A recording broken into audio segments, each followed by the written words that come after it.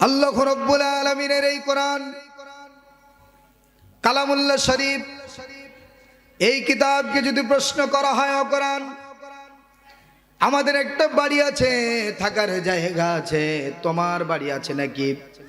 কোরআন মাজিদ বাংলা ভাষায় নয়, হিন্দিতে নয়, ইংরেজিতে নয়, আরবি ভাষায় আপনার আমার এই জবাবটা সুন্দর করে সূরা বুরুজের মধ্যে দিয়েছেন। বাল হুয়া কুরআনুম মাজিদ ফি লাওহিম মাহফুজ।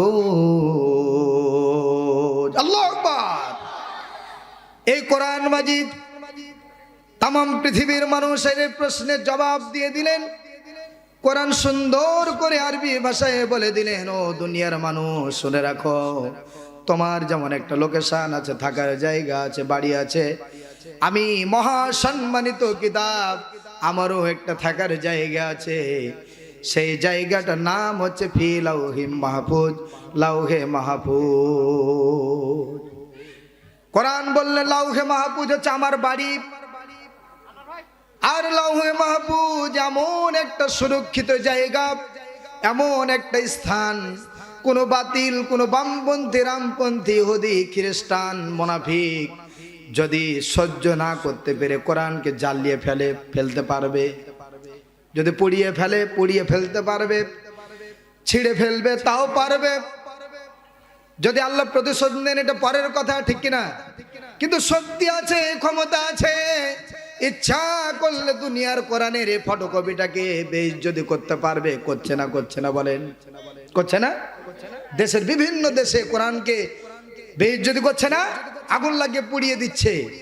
আল্লাহ রশিটা ঢিল দিয়েছে, বান্দারে সৃষ্টি করলাম আমি, দুনিয়াতে পাঠালাম আমি, রিজিক দিলাম আমি, আসমান দিলাম আমি, জমিন দিলাম আমি, বৃষ্টি দিলাম আমি, বাতাস দিলাম আমি, অক্সিজেন দিলাম আমি, আর আমার কোরআনের সাথে বেয়াদবি করো, একদিন রশি যখন টান দিব আমার কাছে ফিরে যেতে হবে। কথা ঠিক কিনা? রশি ঢিল দিয়েছিল ফেরাউনের, অহংকার বেড়ে গেল। ফেরাউন ভাবল আনা রব্বুকুমুল আ'লা, আমার চাইতে বড় রব আর কে হতে পারে? অহংকার হয়ে গেল। তাহলে শক্তি আছে, ক্ষমতা আছে, কোরআনকে বেইজ্জত করতে পারে কেন? কথাটা বললাম দেখেন, দুনিয়ার কোরআনটাকে পুড়িয়ে ফেলতে পারে। আল্লাহ আফসোস করে বলছে, বান্দারে এত কিছু দিলাম, কোনো কীর্তন তো নেই, মাথা নত নেই, অহংকার করে কোরআনটাকে পুড়িয়ে দিলা। ফেরাউনের রশি ঢিল দিয়েছিলাম, নমরুদের রশি ঢিল দিয়েছিলাম, সাদ্দাদের রশি ঢিল দিয়েছিলাম, আবু জেহেলের রশিটা ঢিল দিয়েছিলাম, কিন্তু যখন আমি রশি ধরে টান দিয়েছি, সব ক্ষমতা মাটির সাথে বিলীন হয়ে, ধ্বংস হয়ে মাটির সাথে মিশিয়ে গিয়েছে। কথা বলে? কত জালেম দেখলাম, যারাই বাহাদুরি করেছে, অহংকারী করেছে, সময়ের সাপেক্ষে আল্লাহ থাপ্পড় দিয়ে চেয়ার থেকে নিচে নামিয়ে দিয়েছে। কথা বলেন? এজন্য অহংকারী একজনই করবেন, তিনি কে? আল্লাহ। সুবহানাল্লাহ বলেন। সকল ক্ষমতার একচ্ছত্র মালিক কে বলেন? আকাশ সৃষ্টি করেছেন কে? জমিন সৃষ্টি করেছেন কে? বাতাস সৃষ্টি করেছেন কে? অক্সিজেন দিচ্ছেন কে? রিজিকের মালিক কে? হায়াতের মালিক যিনি, রিজিকের মালিক তিনি, মৌতের মালিক তিনি। তাহলে আপনার আমার অহংকার মানাই না, করাও ঠিক হবে না। একমাত্র অহংকার করবেন আল্লাহ। কোন ধরনের অহংকার বান্দার হতে পারে না, কথা ঠিক না?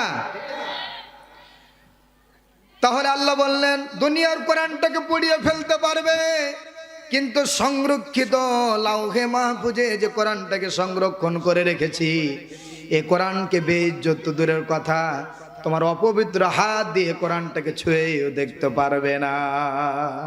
আচ্ছা, লাউহে মাহফুজে কে যেতে পারবেন? এরকম কেউ আছে? কোন শক্তি ক্ষমতা আছে কি? পারবে না। এজন্য আল্লাহ কোরআনের মূল কপিটাকে কোথায় রেখেছেন? এই যে কথা বলছেন, বলেন লাউহে মাহফুজে। আমি কিন্তু অযৌক্তিক একটা কথা বলবো না, কোরআন আয়াত দিয়ে সূরা বুরুজে বলছেন যে আমার একটা বাড়ি আছে, থাকার জায়গা, সেটার নাম হচ্ছে লাউহে মাহফুজ। তাহলে প্রশ্ন করেছি, কোরআন জবাব দিয়েছে না দেয়নি? আবার কোরআনকে প্রশ্ন করেন, ও কোরআন, তুমি লাউহে মাহফুজ থেকে এই দুনিয়াতে কোন মাসে এসেছো? কোরআন সুন্দর করে বলে দিলেন, শাহরু রমাদানাল্লাযী উনজিলা ফীহিল কুরআন। কোরআন বলে দিলেন, পবিত্র মাহে রমজান মাসের লাইলাতুল কদরে আমি কোরআনটাকে আল্লাহ তাআলা লাউহে মাহফুজ থেকে এ দুনিয়াতে বিশ্ব নবীর উপরে নাজিল করেছে। তাহলে প্রশ্ন করলাম, দুইটি জবাব পেয়েছি তো। আপনার আমার হাজার লক্ষ কোটি কোটি যদি মনের মধ্যে প্রশ্ন থাকে, কোরআন দিতে পারবে না পারবে না বলেন? সময় হবে না অত বলার, কয়েকটি বলে শেষ করব। কোরআনকে যদি আবার প্রশ্ন করা হয়, কোরআন জানলাম পবিত্র মাহে রমজান মাসে নাজিল হয়েছে। কিসের কারণে? কোরআনটাকে আল্লাহ আসমান থেকে লাউহে মাহফুজ থেকে দুনিয়াতে পাঠিয়েছে, বিশ্ব নবীর উপরে নাজিল করেছে। কারণটা কি কোরআন একটু বলো। কোরআন সুন্দর করে বলে দিলেন, কিতাবুন আনজালনাহু ইলাইকা লিতুখরিজান নাসা মিনাজ যুলুমাতি ইলান নূর। আল্লাহু আকবার। কোরআন তেলাওয়াতের পরে আল্লাহু আকবার বলবেন, তাহলে নেকি বেড়ে যাবে, আল্লাহ খুশি হয়ে যাবে। আলহামদুলিল্লাহ বলেন। কারণ কোরআন শুনলে মজা লাগে না লাগে না? সূরা ফাতিহা দিনের রাতে 5 ওয়াক্ত নামাজে কত শুনি ইমামের পিছনে, কোনোদিন বিরক্ত হয়েছে কেউ? পিছন থেকে স্লোগান এসেছে, হুজুর সূরা ফাতিহা বাদ দিয়ে আজকে অন্য সূরা বলবেন, ভালো লাগে না। নাউজুবিল্লাহ। কেউ কি বলেছে? কেউ বলবে? এটা ইমাম সাহেব যখন পড়ে তখনই নতুন। সুবহানাল্লাহ। এটাই হচ্ছে কোরআনের জীবন্ত মুজিজা। বিশ্ব নবী চলে গিয়েছেন, কিন্তু কোরআনের জীবন্ত মুজিজা দুনিয়াতে রেখে গিয়েছেন। যখনই কোরআন তেলাওয়াত করা হয় আর শোনা হয়, তখনই টাটকা। আলহামদুলিল্লাহ বলেন। আল্লাহু আকবার। কি কোরআনের মতো কিতাব আর পৃথিবীতে আর আছে? আসবে? আসবে না। তাহলে কোরআনকে নাজিল কিসের কারণে করা হলো? এই কোরআন বলে দিলেন, কিতাবুন আনজালনাহু ইলাইকা লিতুখরিজান নাসা মিনাজ যুলুমাতি ইলান নূর। কোরআন সুন্দর করে বললেন, ও দুনিয়ার মানুষ, আমি এই কোরআন, আমি এই কিতাবটিকে আল্লাহ নাজিল করেছে একমাত্র শুধুমাত্র কেবলমাত্র অন্ধকারে পড়ে থাকা মানুষগুলোকে লাইটের আলো জ্বালিয়ে দেখে দেখে জান্নাতের পথ দেখানোর জন্যে। সুবহানাল্লাহ। তাহলে কোরআন আমাদেরকে জান্নাতের পথ দেখিয়েছে, ঠিক না? কোরআন আলোর অন্ধকার থেকে টেনে আলোর পথ দেখিয়েছে। কোরআন জাহান্নামের পথ থেকে টেনে জান্নাতের পথ দেখিয়েছে। উপকার করেছে না ক্ষতি করেছে? কিন্তু এই কোরআনের কথা যখন ইমাম সাহেবেরা বলে, সবাই বলবো না, কিছু মানুষ জ্বলে যায়, পুড়ে যায়, বন্ধ করার চেষ্টা করে, আছে না নাই? এখনো এটা কিন্তু আমাদের সমাজ থেকে দূর হয়নি। হয়েছে কি? খবরদার ইমাম সাহেবের কোনো কথা নিয়ে আপনি বিরোধিতার দিকে যাবেন না। কথাটা শুনবেন, বুঝবেন, কোরআন আছে কিনা একটু বের করে দেখবেন, না থাকলে সেটা ভিন্ন কথা, ঠিক না? এই জন্যই কোরআন নাজিল করেছেন আল্লাহ। কিসের জন্য বলেন? অন্ধকার থেকে আলোর পথ দেখার জন্য, জাহান্নাম থেকে জান্নাতের পথ দেখানোর জন্যই কোরআনটা আল্লাহ নাজিল করেছেন। এই যে জবাব পেলাম, তাহলে বলেন কোরআনটা হচ্ছে আলোকিত একটি পথ, ঠিক কিনা? কোরআন বাদ দিয়ে যত কিছু আছে সব অন্ধকার। এখন এই নির্দিষ্ট এই বাল্বের সুইচ গুলো বোর্ড থেকে যদি বন্ধ করে দেন, এক এক করে অন্ধকার হয়ে যাবে, ঠিক কিনা বলুন? তার মানে বাল্ব গুলোকে পরিচালনা করছে সুইচে, ঠিক কিনা? সুইচ থেকে, বোর্ড থেকেই কিন্তু পরিচালনা হচ্ছে। তেমন কোরআনটা হচ্ছে আলোকিত পথ দেখাবে কোরআন। কোরআন বাদ দিয়ে যত পথ আর মত আছে, মতাদর্শ আছে, সব হচ্ছে অন্ধকার আর অন্ধকার। কিন্তু এই আলোর পথটা, এই আলোটা সবাই কিন্তু চায় না, ঠিক কিনা? আচ্ছা, চোর কি চায় যে চাঁদনির রাত উঠুক? কি কথা বলেন? চোর কি চায়? চোর সব সময় চায় যে রাত্রিটা অমাবস্যার রাত্রির চাইতে অন্ধকার যেন হয়ে থাকে, আর চুরি করাটা মজা হবে, ঠিক কিনা? চোর যেমন চাই না আজকে রাত্রিটা চাঁদনির রাত হোক, আলোকিত রাত হোক, তার ব্যবসাটা ভাটা পড়ে যাবে, চুরি করাটা মজা হবে না। তেমন সবার কথা বলবো না, হাতে গোনা কিছু লোক আছে সব সহ্য হয়, কোরআন সহ্য হয় না। তারাও চায় না এই কোরআনটা সমাজে আর রাষ্ট্রে বাস্তবায়ন হোক, চাই না। কিন্তু কোরআন ছাড়া অন্ধকার, শান্তি পাওয়া যাবে না, ঠিক কিনা? স্বাধীনের বয়স 54 বছর। কত? 54 বছর কেউ কোরআন দিয়ে রাষ্ট্র চালাই না, দেশ চালায়নি, এজন্য শান্তিও পাইনি। আগামী দিন যেন কোরআন দিয়ে রাষ্ট্র চলে, দেশ পরিচালনা হয়, এটা আমরা চাই না, চাই না। কোরআনের রাষ্ট্রটা কেমন হয়, কোরআনের দেশটা কেমন হয় দেখতে চান আপনারা? দেখতে চান? এটা কি আমাদের মনের স্বপ্ন আছে না, যে কোরআন দিয়ে রাষ্ট্র চলবে, দেশ পরিচালনা হবে, একটা পরিবার চলবে, শিক্ষা অঙ্গন চলবে, বিচার অঙ্গন চলবে, সব জায়গাতে কোরআন দিয়ে সব কিছু পরিচালনা হবে, অফিস আদালত সব জায়গাতে। এই স্বপ্ন আমাদের আছে না নাই?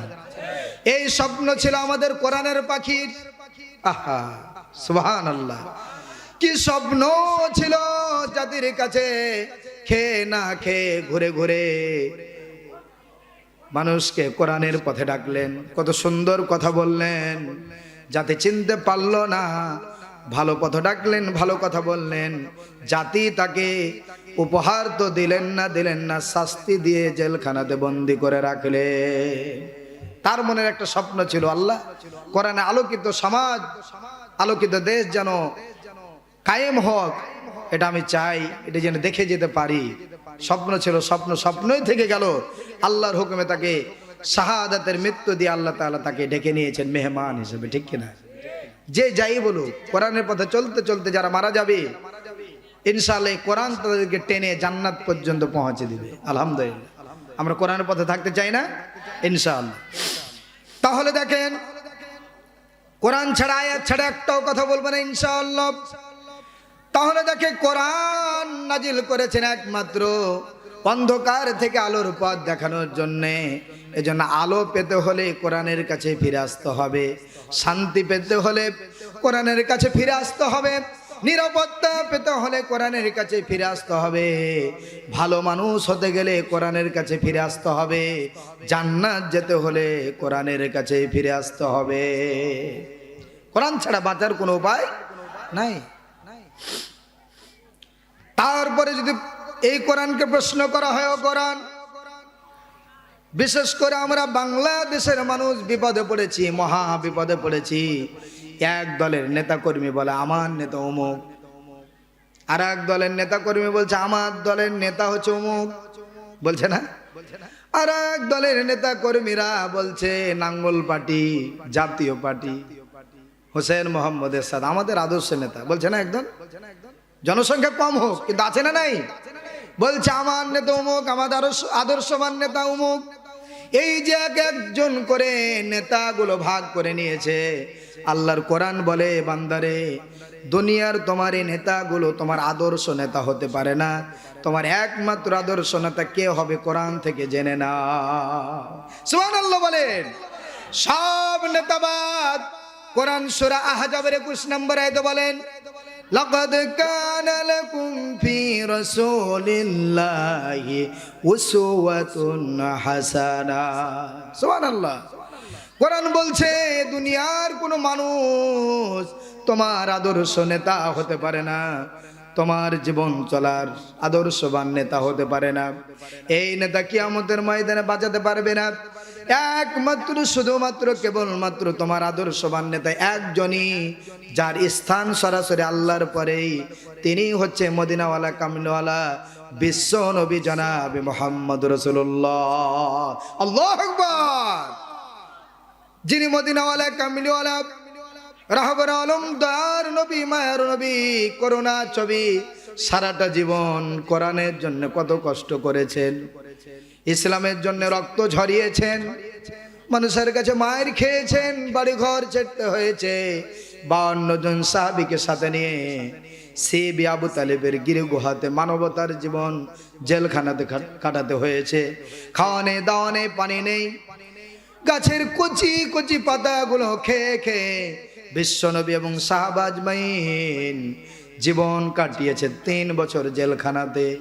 যে বিশ্বনবী এত কষ্ট করেছেন কোরআনের জন্যে, সেই বিশ্বনবীকে এবং কোরআনকে তোমরা ভুলে যেও না।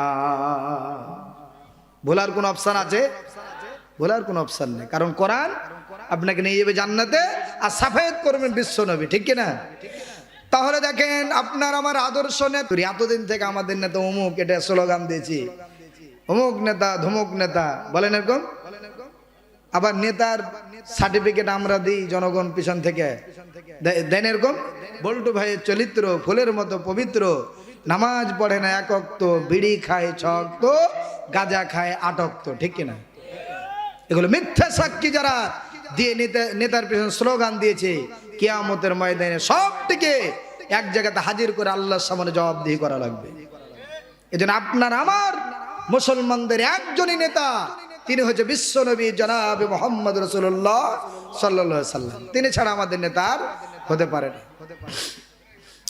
তাহলে দেখেন, এই বিশ্বনবী হচ্ছেন আদর্শ নেতা।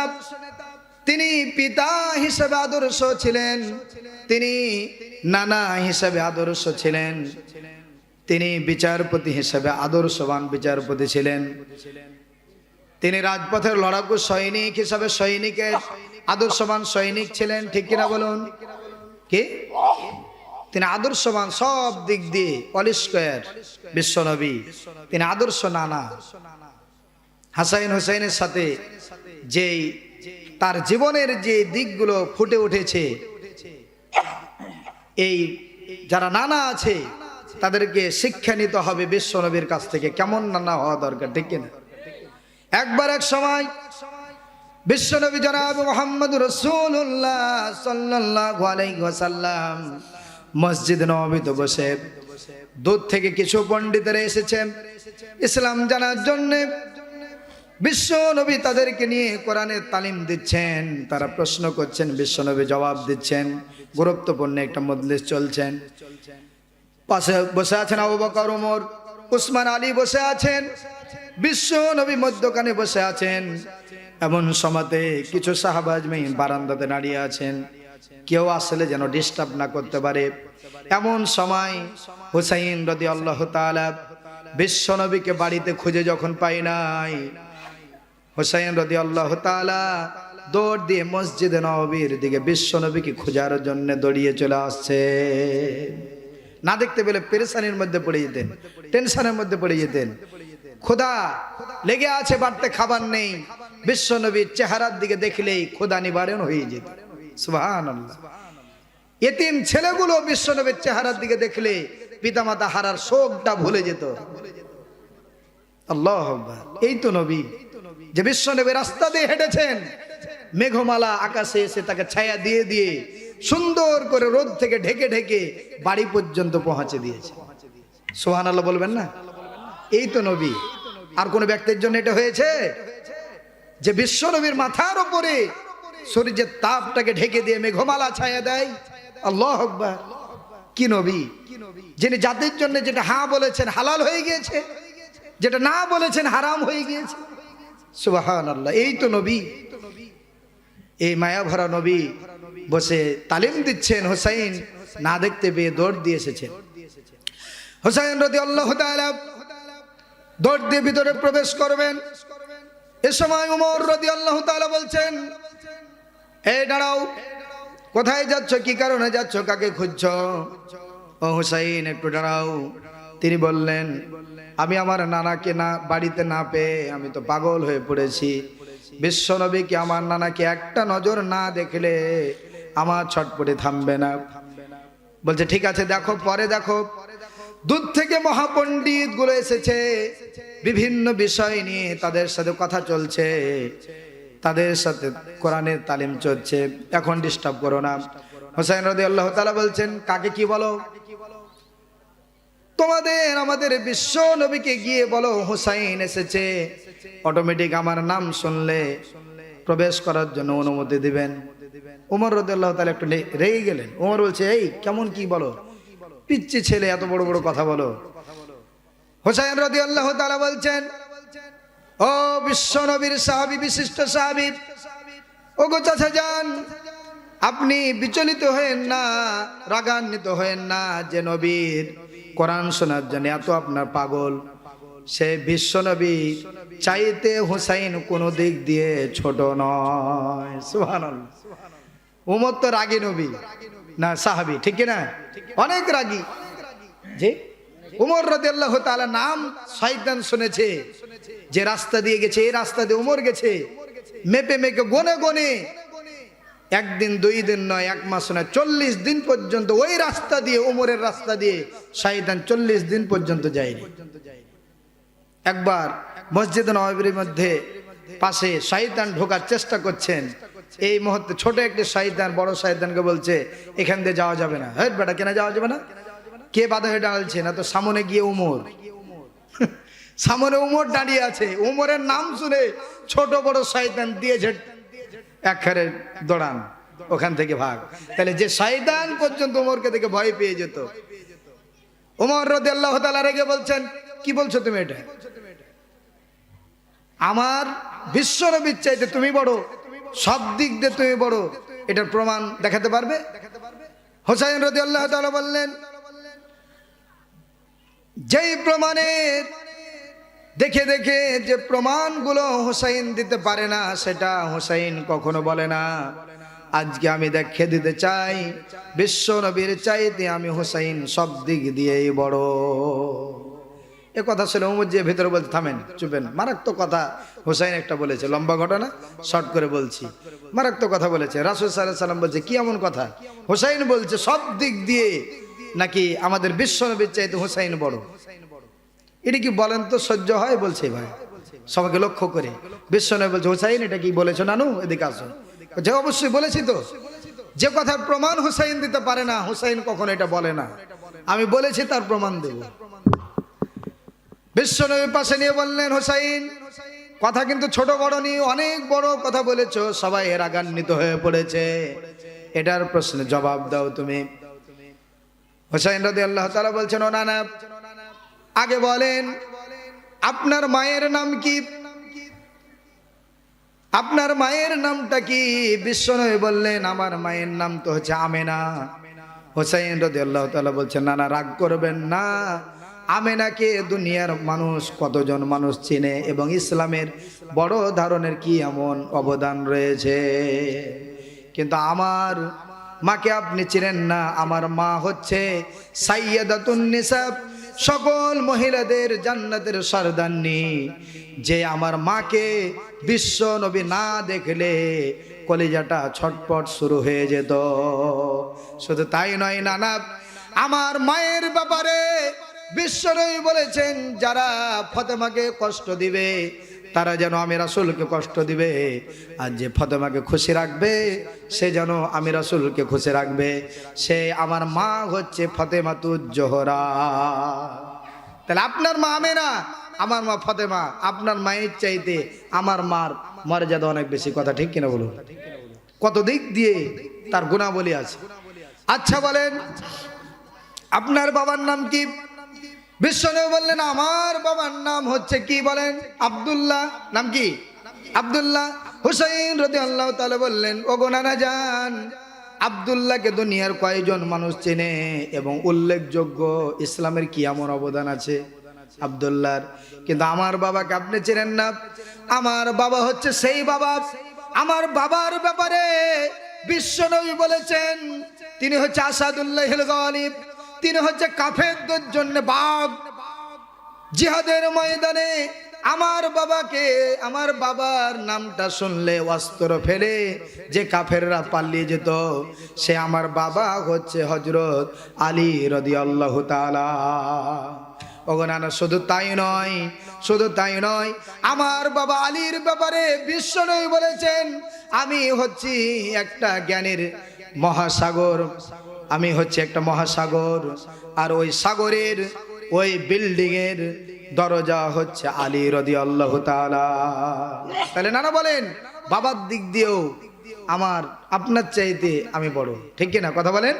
সব হতবাক হয়েছেন, কথা তো ঠিকই। আব্দুল্লাহর নাম কয়জন শুনেছে? কি উল্লেখযোগ্য আছে, কিন্তু আলীর অবদান ইসলামে মিশে আছে না নাই? ও নানা, এবার বলেন আপনার নানি আপনার নানির নাম কি?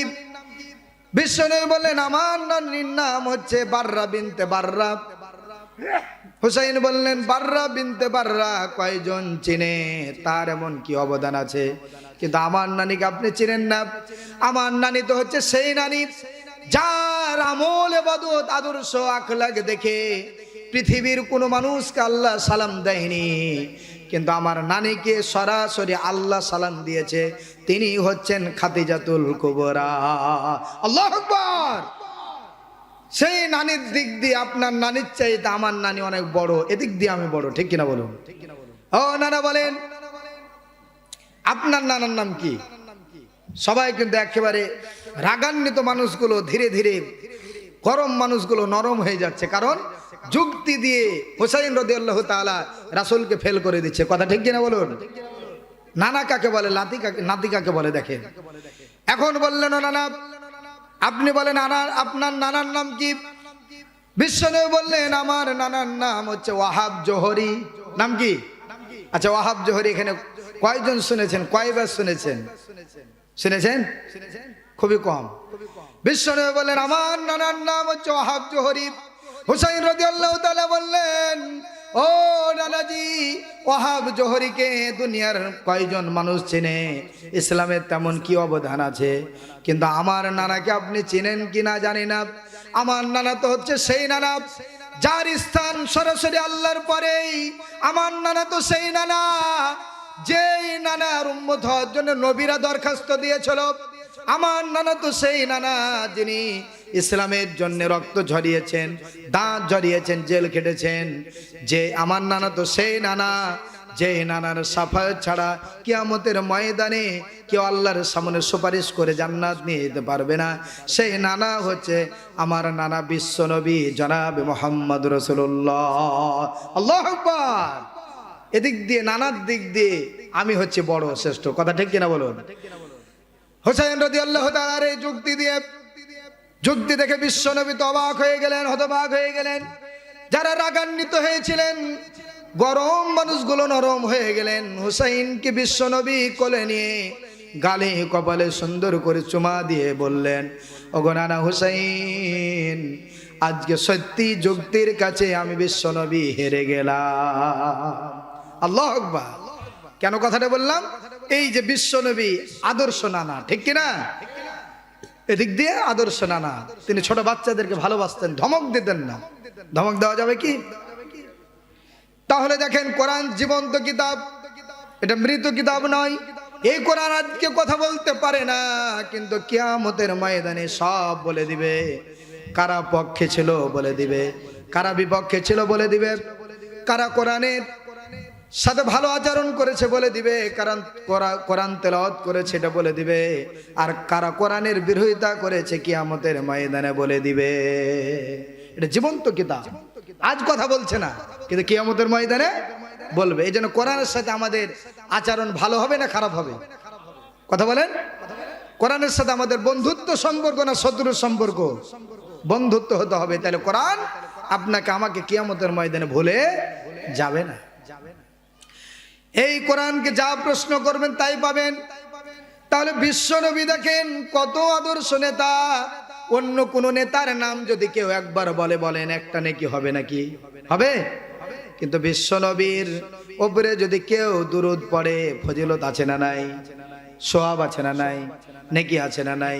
বিশ্বনবী বলেন কোন ব্যক্তি যদি আমার প্রতি একবার সংক্ষিপ্ত দুরূদ সাল্লাল্লাহু আলাইহি ওয়াসাল্লাম দুরূদটা পড়ে, তাহলে আল্লাহ রাব্বুল আলামিন তার আমলনামার মধ্যে গুনাহগুলো 10টা কাটিয়ে দিবেন, আর 10টা নেকি ওই জায়গাতে আল্লাহ বসিয়ে দিবে। তাহলে 10টা গুনাহ মাফ আর 10টা নেকি যোগ হয়ে যাবে। শুধু তাই না, বিশ্বনবী বলেন 10টা গুনাহ মাফ হবে। আমার প্রতি সংক্ষিপ্ত দুরূদ পড়লে 10টা নেকি যোগ হবে, আর ওই ব্যক্তির উপরে আল্লাহ তাআলা 10টি রহমত আর 10টি মর্যাদা বৃদ্ধি করে দিবে। বিশ্বনবী দুরূদ পড়া দরকার আছে না নাই? শ্রেষ্ঠ দুরূদ দুরূদ ইব্রাহিম। এজন্য নামাজের মধ্যে আল্লাহ দিয়েছেন, সময় থাকলে পড়বেন, সময় নাই পড়তে পারে আল্লাহুম্মা সাল্লি ওয়া সাল্লিম আলা নাবিয়্যিনা মুহাম্মদ সাল্লাল্লাহু আলাইহি ওয়াসাল্লাম, এটাও সময় নাই। তাহলে সাল্লাল্লাহু আলাইহি সাল্লাম সংক্ষিপ্ত দুরূদ পড়তে পারবো তো ইনশাআল্লাহ? বলেন দুরূদের যে মর্যাদা, যে ফজিলত কিভাবে বোঝায়? অল্প সময় তো চলে যাচ্ছে, প্রধান মেহমান আসবে, অনেক কথা আছে। একবার এক সময় আবু জেহেল মসজিদ নববী থেকে দূরে আছেন, আর মসজিদ নববীর সামনে আলী রাদিয়াল্লাহু তাআলা বসে আছে। দুরূদের কি মর্যাদা বলতে গিয়ে ঘটনাটা এসেছে, ছোট্ট করে বলতে চাই। একজন ভিক্ষুক আবু জেহেলকে লক্ষ্য করে এসে বলছেন, নেতা আমাকে কিছু দেন, আমাকে সহযোগিতা করেন, কয়েকদিন থেকে কিছু খাইনি। আবু জেহেল একটু ব্যঙ্গ করে বললেন, ওই যে মসজিদ নববীর সামনে ইসলাম বসে আছে, মোল্লা বসে আছে, কে? আলী। কে এরকম মোল্লা করে, মোল্লাদেরকে একটু টিটকারি করে বলে না মানুষ, এটা করা যাবে না। এই যে মোল্লা বসে আছে তার কাছে কিছু চাও। ভিক্ষুকটা বুঝতে পারেনি, চিনতে পারেনি যে এই তো আলী। তিনি গেলেন, সালাম দিলেন, আলীকে সালামের জবাব দিলেন। আবু জেহেল দেখিয়ে দিয়েছেন এই কারণে, সে তো কিছুই দিতে পারবে না, গরিব। যখন দিতে পারবে না একটা দুর্নাম হবে, তখন ফিরে চলে আসবে, তখন আলীর এবং ইসলামের দুর্নাম হবে। এজন্য ক্রিটিসাইজ মূলক ফকিরটাকে আলীর কাছে পাঠিয়েছে। এই ভিক্ষুক সালাম দিলেন।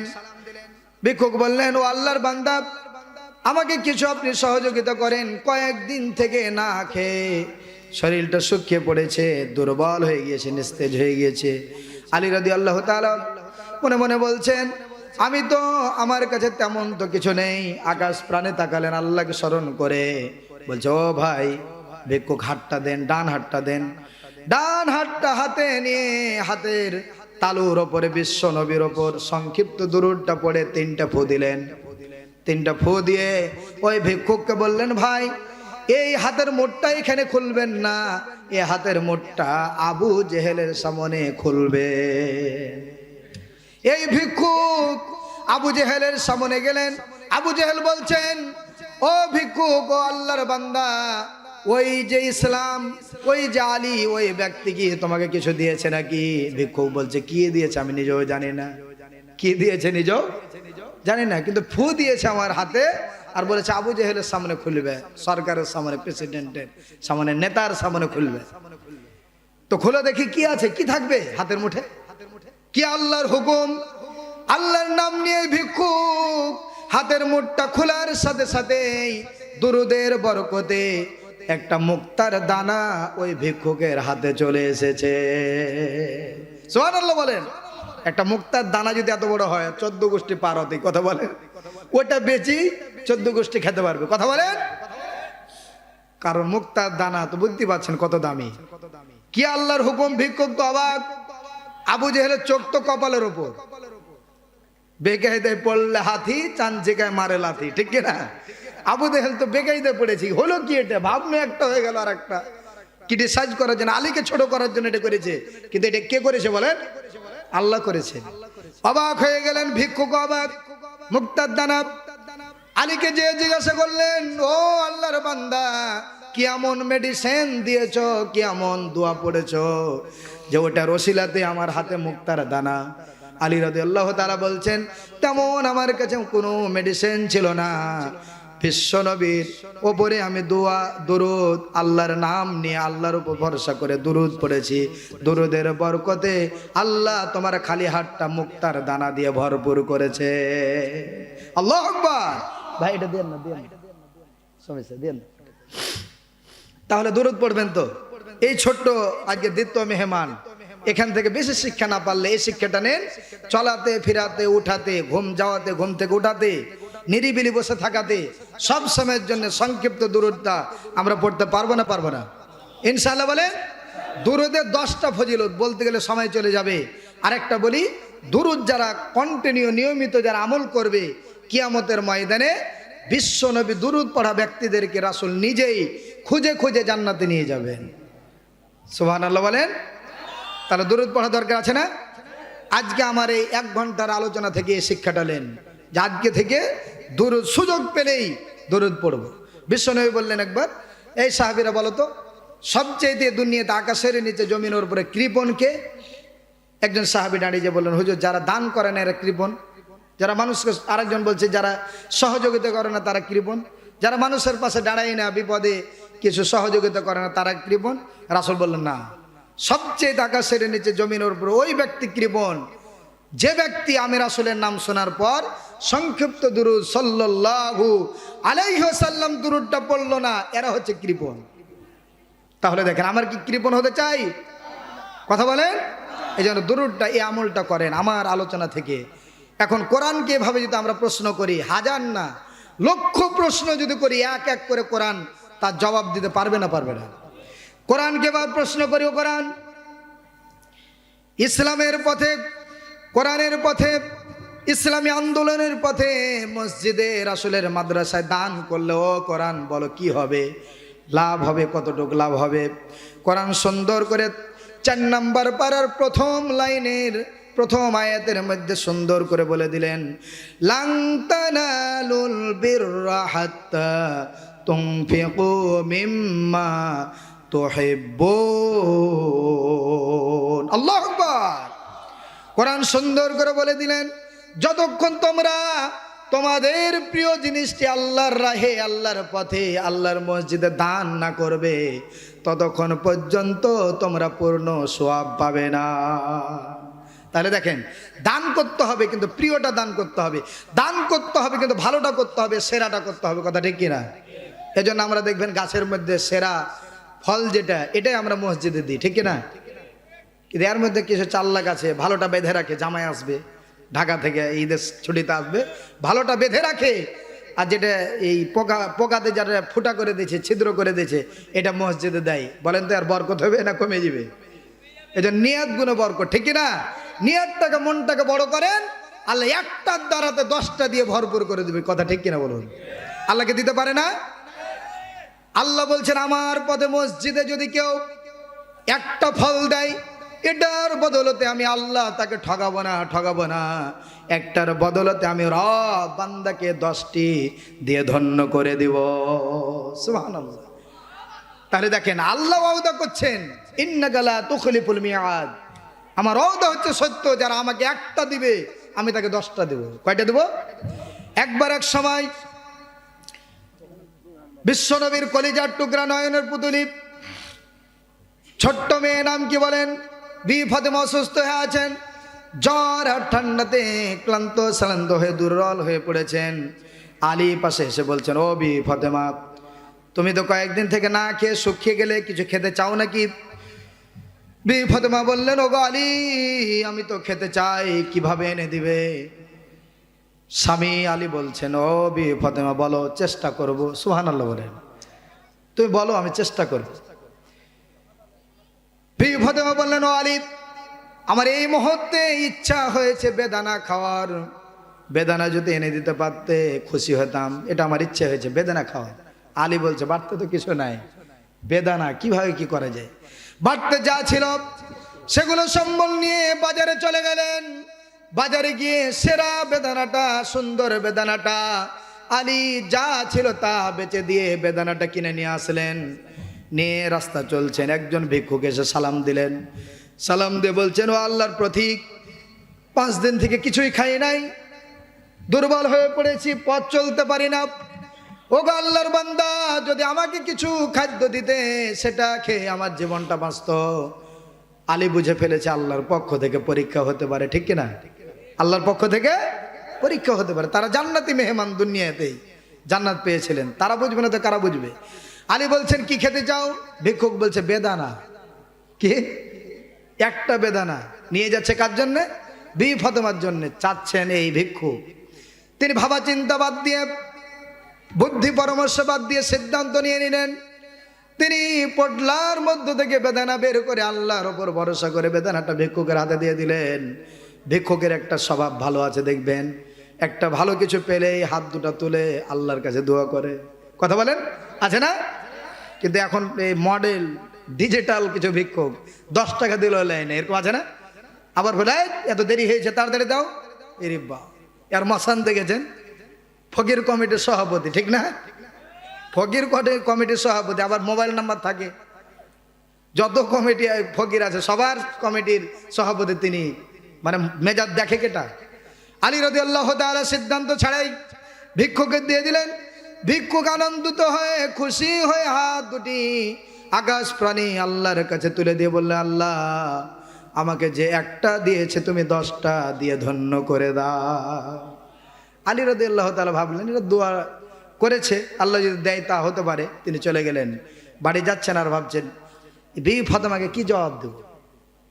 দরজাতে ঢুকছেন, ভিতরে গিয়ে বললেন, ও বিবি ফাতেমা, তোমার কথা মতো আমি বাজারে গিয়ে একটা বেদানা কিনেছিলাম। রাস্তা চলতে গিয়ে একজন ভিক্ষুক এসে বলছেন, বাবা কিছু দাও। কি নেবা? বেদানা। বুদ্ধি পরামর্শ ছাড়াই সিদ্ধান্ত নিয়ে পোটলার মধ্য থেকে বেদানাটা আমি তাকে দিয়ে দিয়েছি। বিবি ফাতেমা বলছেন, ও আলী, তুমি যখন বেদানাটা দান করেছ, আল্লাহর হুকুমে মনে হচ্ছে জান্নাতের বেদানার রসটা আমি বিবি ফাতেমা খেয়ে নিয়েছি। বেদানা খাওয়ার যে স্বাদটা এটা আমার মিটে গেছে, আবার মনে হচ্ছে দুনিয়ার বেদানা নয়। সুবহানাল্লাহ বলেন। এই মুহূর্তে দুজনের মধ্যে কথা চলছে, হঠাৎ করে একজন ব্যক্তি নক করছেন, এসে বলছেন, ও আলী, বাড়িতে আছো নাকি? দরজাটা খুলে দাও।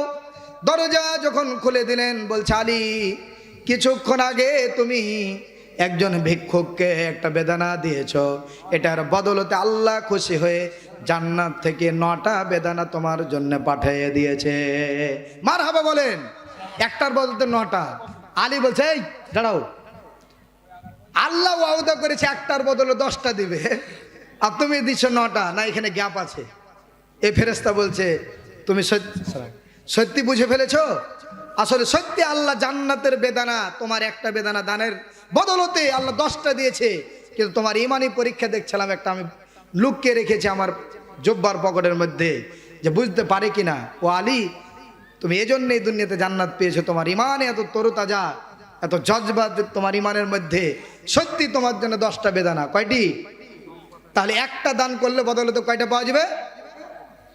যা হোক, আজ শেষ। এখন মূল কথা হচ্ছে মসজিদ তৈরি হবে। কি তৈরি হবে বলেন? জান্নাত জাহান্নাম কয়টি বলেন তো? এই যে একটু কথা বলছেন না, প্রধান মেহমান চলে আসবে। জান্নাত কয়টি?